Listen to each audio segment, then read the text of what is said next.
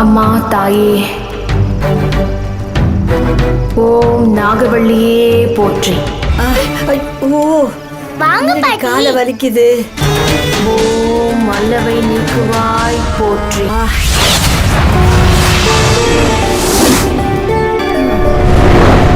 திறம் பல புரிபவளே போற்றி.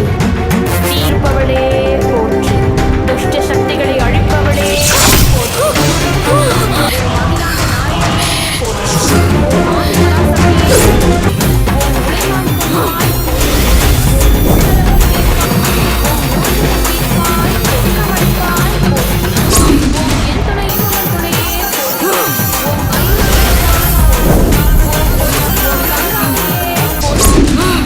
ஐயா,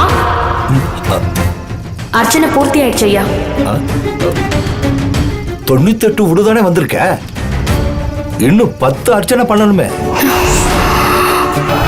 இருந்த பூவெல்லாம் பண்ணிட்டேன் ஐயா.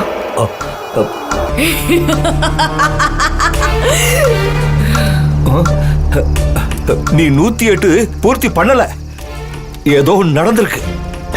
உனக்கு சக்தி வரணும்னு நாம போராடுற மாதிரி உனக்கு சக்தி வரக்கூடாதுன்னு இங்க ஏதோ ஒண்ணு வந்து அர்ச்சனையை கெடுத்திருக்குமா. கண்ணுக்கு தெரியாத ஏதோ ஒரு சக்தி இங்க இருக்குமா. வேற ஏதாவது ஒரு வகையில யோசிப்போம். நீ எதுக்கு கவலைப்படாதம்மா. கங்கா கங்கா